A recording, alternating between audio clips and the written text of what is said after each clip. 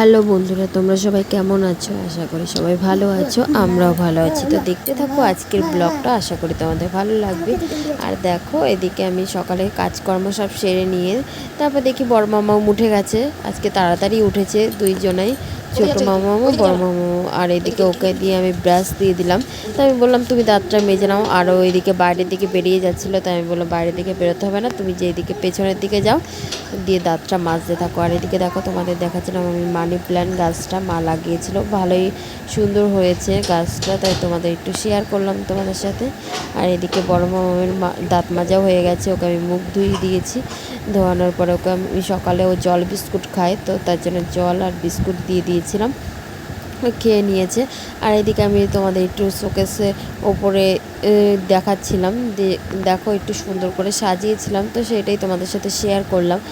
আর এদিকে দেখো, তারপরে মামা আবার দিয়ে একটু পরে দিয়ে খিচুড়ি খাবে, তো 10টাও বেজে গেছিলো। তো তার জন্য ওকে আমি একটু খিচুড়ি খাইয়ে দিয়েছিলাম, কারণ ও বলছিল মা আজকে আমি খিচুড়ি খাবো। আর স্কুল থেকে যেহেতু খিচুড়ি আনে, আর আজকে খিচুড়ি দিয়েছিল, খিচুড়ি আর ডিম। আর এক এক দিন দেয় ভাত দেয়, আবার তার সাথে তরকারিও দেয়, ডিমও দেয়। তো আজকে খিচুড়ি আর ডিম দিয়েছে, তো খিচুড়িটা আমি দিয়ে দিচ্ছিলাম, দিয়ে খাইয়ে দেবো ওকে আমি খিচুড়িটা। তো খাওয়ানোর পরে তারপর আর যেই সব কাজ আছে, দুপুরে রান্না করতে হবে, তো তার জন্য সবজিগুলো আমি কেটে নেব।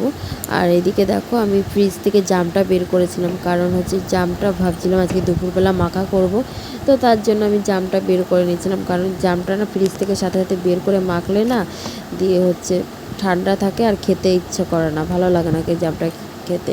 আর আগে করে বের করে তুলি তাহলে খেতেও ভালো লাগে। তো জামটা আমি বের করে ফেলছিলাম। আর দুপুরে রান্না করার জন্য আমি সব কিছু জোগাড় করছিলাম, কারণ আজকে রান্না হবে সোয়াবিন। যেদিন নিরামিষ থাকে তো সেদিন আমাদের বাড়িতে সোয়াবিন রান্না হয়, আর একটা নিরামিষ তরকারি বা কিছু রান্না হয়। আর দেখো, ডাঁটা, পটল, আলু আর কাঁঠালের বীজ দিয়ে আজকে একটা তরকারি হবে, নিরামিষ তরকারি, কারণ আজকে শুক্রবার। তো শুক্রবার দিন আমাদের বাড়িতে নিরামিষ খাওয়া হয়, তো তার জন্য দিয়ে। আর এদিকে দেখো, মা দুপুরবেলা রান্না করেছিল ভাত, পটল ভাজা, তারপরে দিয়ে সোয়াবিন দিয়ে আলু দিয়ে তরকারি, আর হচ্ছে ডাঁটা দিয়ে, পটল দিয়ে, কাঁঠালের বীজ দিয়ে, আলু দিয়ে একটা নিরামিষ তরকারি রান্না করেছিল। তারপর খাওয়া দাওয়ার পর আমরা একটু দুপুরবেলা ঘুমিয়ে নিয়েছিলাম। ঘুম থেকে উঠে মামামও উঠে গেছে, তার ছোটো মামাকে নিয়ে আমি একটু ছাদে চলে আসলাম। আর ছাদে এসে তোমাদের সাথে একটু শেয়ার করলাম আমাদের ছাদে কি কি গাছ আছে। দেখো গাছ, আর দেখো একটা সুপারি গাছে কত সুন্দর ফুলও ফুটেছিল। আর এদিকে তোমাদের জাম গাছটাও আমি একটু দেখাচ্ছিলাম। দেখো এদিকে ফুল গাছ, সব গাছ আছে। আর আমাদের জাম গাছটাও দেখালাম। আর একটা দেখবে সুপারি গাছে কত সুন্দর একটা ফুল ফুটেছে, সুপারি ফুল বলে, তো সেটাই দেখো। ভিডিওটি ভালো লাগলে অবশ্যই লাইক, শেয়ার, কমেন্ট, সাবস্ক্রাইব করবে। টাটা, বাই বাই বন্ধুরা।